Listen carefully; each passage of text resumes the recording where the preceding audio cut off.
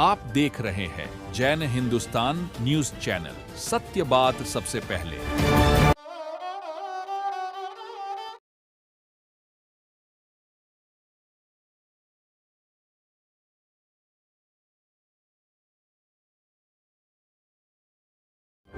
आप देख रहे हैं जैन हिंदुस्तान न्यूज चैनल, सत्य बात सबसे पहले। वाली नहीं, आज संघ पूजा का मीनिंग समझा दूंगा, फिर आगे चलेंगे।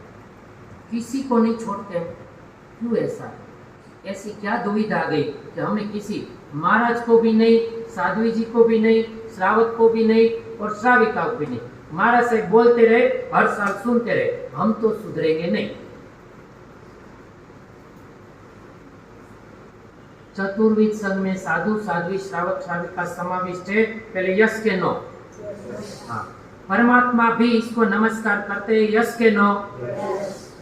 क्योंकि ये सब इंग्लिश मीडियम वाले, तो मेरा काम इजी हो गया। ये तो आज बोले हैं, कभी बोलते ही नहीं भाई। आज ही वो शांतिलाल जी को देख के बोल दिया सब। समझो, बात समझ आती है कि और समझाओ भी एक बार। परमात्मा की निंदा नहीं करते, तो परमात्मा जिसको नमस्कार करते उसमें चारों समाविष्ट है, तो हम उसकी निंदा नहीं करते। और चार चीजें इसके लिए बताई। आज थोड़ा संघ पूजा डीप में समझेंगे, किसको कहते हैं संघ पूजा। हमारे दिमाग में पुण्यशाली बैठ गया, बस तिलक करो, प्रभावना दो और निकलो, हो गया काम। संघ पूजा, ये संघ पूजा थोड़ी होती है। ये एक बात बताऊं मैं, अब आपको थोड़ा मैं समझाऊं। आपको 10 गाली कोचर के चौक में किसी ने दी थी, बरोबर? आपको 10 गाली किसी ने कोचर के चौक में दी थी, आपकी तरफ से आज नारियल की प्रभावना है। आज तो उनकी तरफ से, हाँ भाई, पर सपोज करो कि आपकी तरफ से, और सामने आप नारियल देने खड़े हुए और जिसने आपको 10 गाली दी थी वो नारियल लेने आ जाता है, तो सज्जन आदमी उस टाइम क्या करता है? बता, जोड़ता है क्या मैम? ऐसा क्यों? एक व्यक्ति ने अट्ठाई की, जिसको मैं पहले संघ पूजा बाद में बताऊंगा। अवहेलना दूर करो, बस यही चाहते, यही संघ पूजा है आपको। एक व्यक्ति लड़का था, उसने अट्ठाई की और पंचमी के दिन होटल में देखा उसको आपने। अब आपकी कमेंट्स क्या होगी? मेहरबानी करके सच बताना, किसी को डांटनी पड़ेगी। आज मेरी ताकत ही नहीं है कि डांट सकूं। चलो, चाय तो पी लिया, मैं झूठ नहीं। कमेंट्स बोलो एक साथ। किसी लड़के ने 28 की, बरोबर?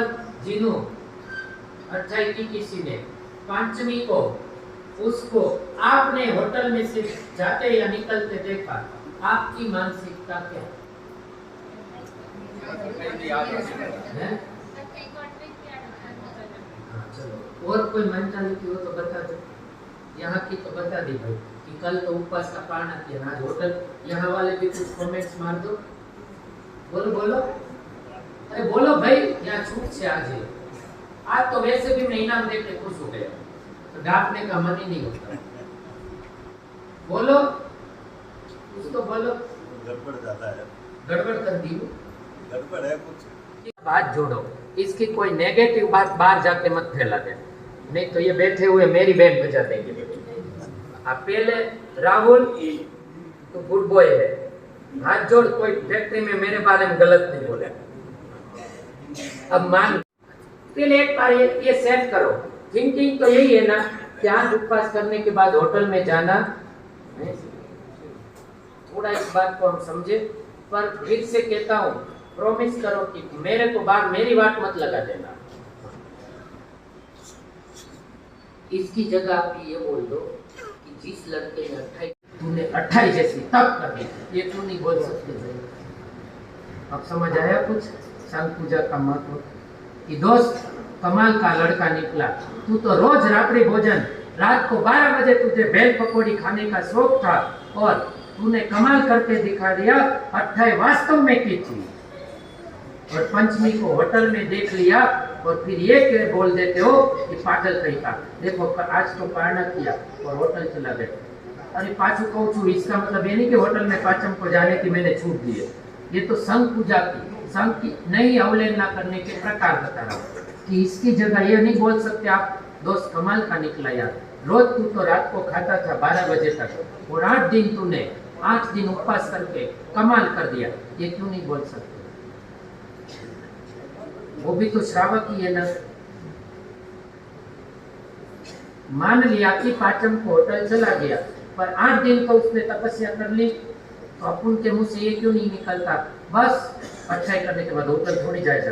हाँ, मैं कहता हूँ खुद, अगर तपस्या करने के बाद आपसे रात्रि भोजन नहीं छूटता, उपजान जैसा महामंगलकारी अनुष्ठान करने के बाद जमीन कर नहीं छूटता, तो आप हमें लज्जित करते कराने वाले। तो लोग क्या कहते हैं, हमारा साहब ने इतना भी नहीं सिखाया, 45 दिन तक संयम जीवन का स्वाद लेके आया आई और उसके बाद भी अभी तक आलू प्याज नहीं छूटता, ये हमें लज्जित करते हो, वो अलग बात है। पर यहाँ संघ पूजा के उद्देश्य में अलग बात है कि रात को खाने वाला 8 उपवास किया, दोस्त कमाल कर दिया, ये क्यों नहीं बोल सकते अपन? आते ना, हमारे पास भी तो आते, कई ऐसे बच्चे आते, हमारे साहब कभी एक उपवास नहीं हुआ। आप लोग इसकी भाषा में बास बोलते हो ना, यहाँ ये शब्द मैंने पहली बार सुना। एक लड़का आया, बास करना है, मैं तो समझा बास की लकड़ी मांग रही है। मैंने कहा महाराज जी की भाषा में तो डिंगो कहा जाता है।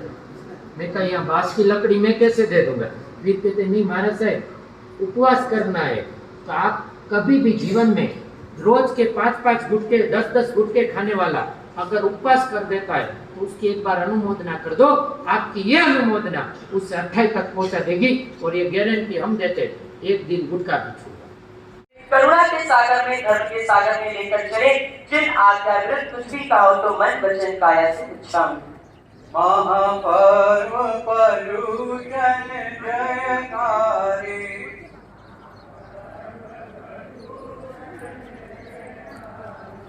ये दुखहारी मंगलकारी, ये दुखहारी महापर्व परुजन जयकारे। दर्शनम स्वर्ग सोपानम दर्शनम मोक्ष साधनम, कि प्रभु आपका दर्शन करने से मेरे भी जीवन में गुणों का विकास हो, ताकि मैं क्या प्राप्त कर लूं?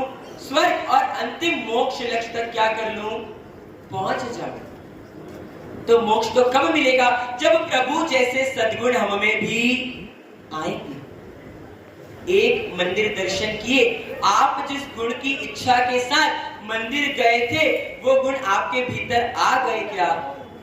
आया या नहीं आया? नहीं आया। तो वापस अब आपको क्या करना है?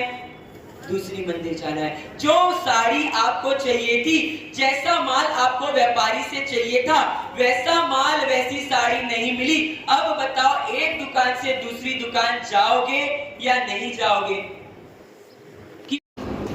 दूसरी दुकान में भी आपको मनपसंद माल नहीं मिला, मनपसंद साड़ी नहीं मिली, तीसरी दुकान जाओगे नहीं जाओगे? जाएंगे। ये सारा कंसेप्ट बिल्कुल क्या है? क्लियर है। लेकिन महाराज साहब, इतनी मंदिर दर्शन क्यों करना? एक मंदिर गए, आराम से सेवा पूजा भक्ति कर लिए चल जाता है ना। जिस गुण प्राप्ति के लिए हम प्रभु के दर्शन करने गए थे, वह गुण जब तक हमारे भीतर नहीं आए, तब तक हमको एक मंदिर से दूसरी मंदिर, दूसरी मंदिर से तीसरी मंदिर,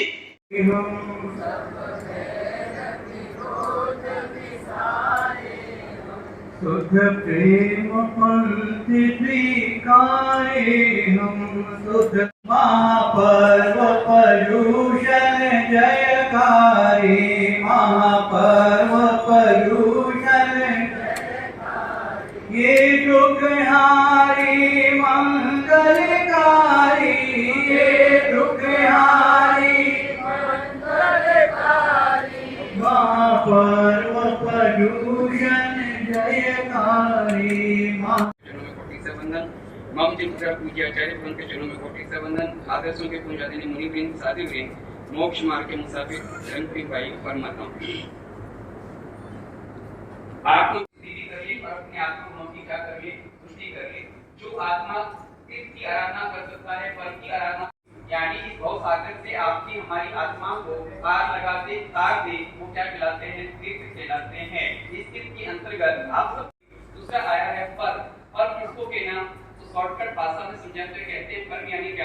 जो आपको हमको सबको पवित्र करे वो क्या कहलाते हैं?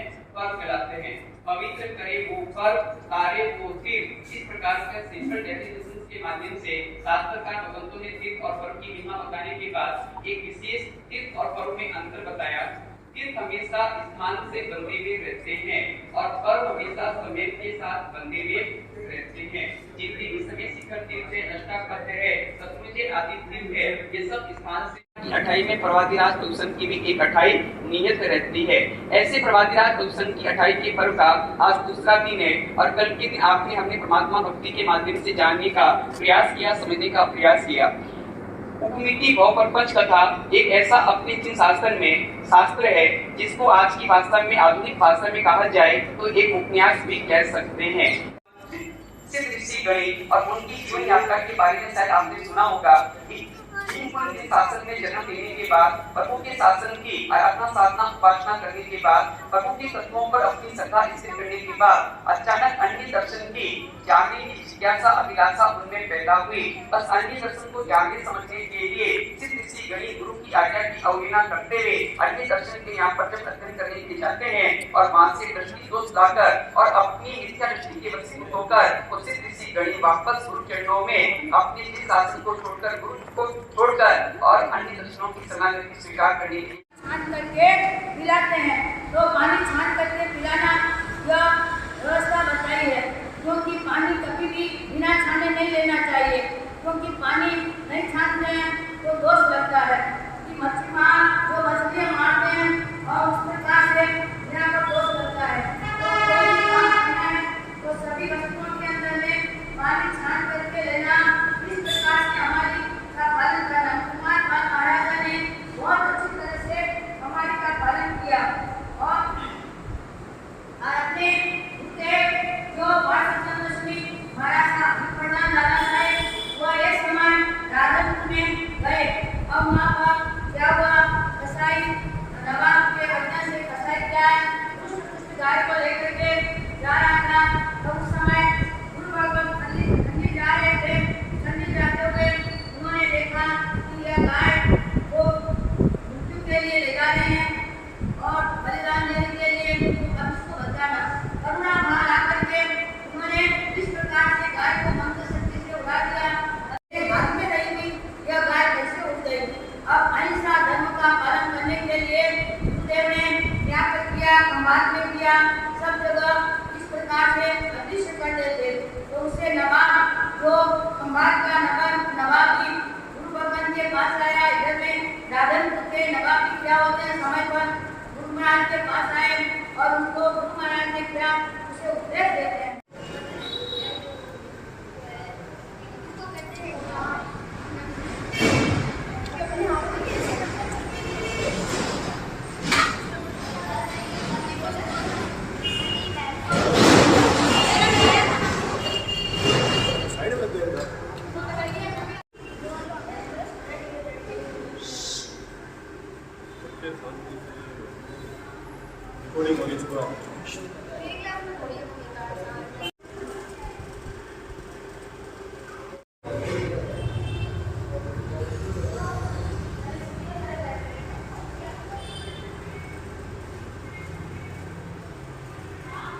जाता है। आप लोग हीरे के पार की है, आप लोग धंधा करते हैं, पर उसमें से सब कोई बराबर नहीं हो सकता। उसमें अलग अलग कीमत के होते हैं, उसकी कीमत आगे ही जान सकता है। चाहे रिश्तेदार है, चाहे कैसा भी है, चाहे छोटे गांव का है, चाहे बड़े गांव का है, चाहे छोटे परिवार का, चाहे बड़े परिवार का, जैसा भी चुनाव हो उसे साधु साधु से स्वीकार करते हैं। हमने जो साधु साधु होते हैं